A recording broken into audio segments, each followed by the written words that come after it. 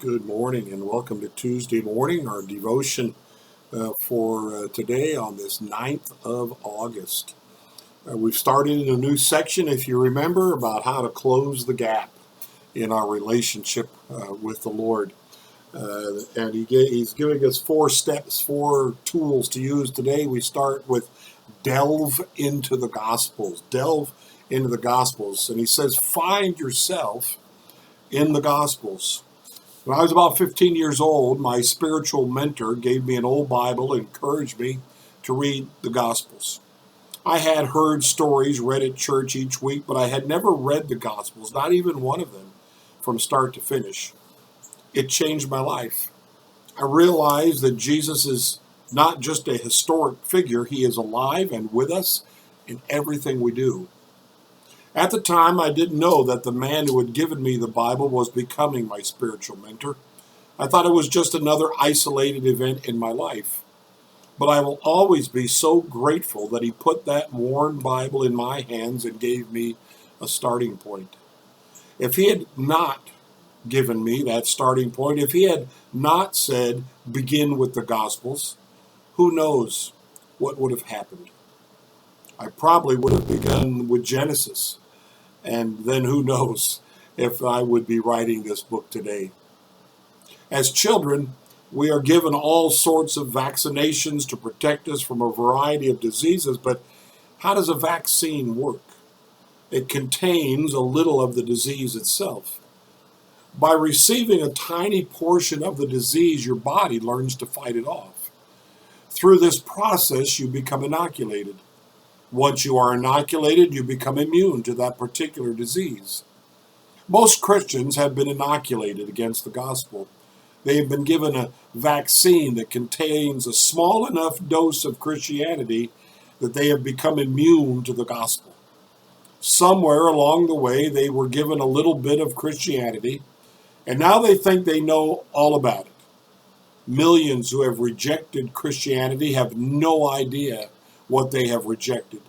Many Christians have been inoculated against Christianity. They may go to church on Sunday and in many ways be good members of society, but the inoculation prevents them from truly embracing the Christian faith.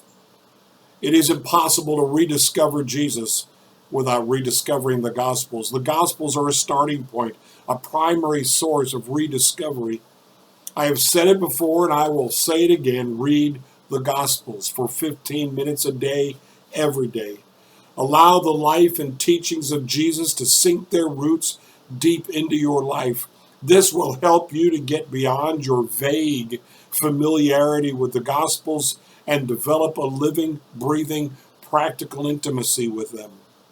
If you make reading and reflecting on the Gospels a habit in your life, in time it will become a touchstone of inspiration and solace.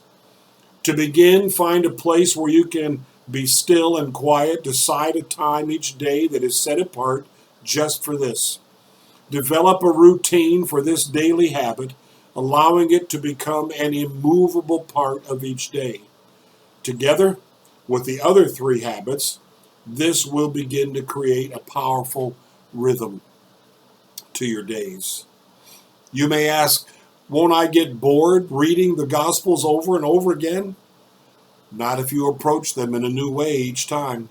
There are 1,000 ways to read the life of Jesus Christ, and how we read it determines the experience we have.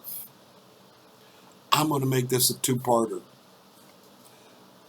That's something to think about right there. See if you don't want to start this right away. This 15 minutes a day reading the Gospels, and Matthew to Mark to Luke to John, and when you're done, start it over again. I don't know, maybe he's going to suggest jumping the order. I don't know where he's going to take us here, but this is good. This is good. Let's make that a priority in our day, to find that in 15 minutes. 15 minutes. We go to movies for 2 hours. We stream our favorite shows for who knows how long. 15 minutes. Is that too much to ask to get to Jesus? to get closer to Him, to close the gap. Doesn't seem too difficult an ask to me. Blessings to you today. And if you've been inoculated against the gospel, it's time to get sick with it again. I don't know if that's good terminology or not. Blessings to you.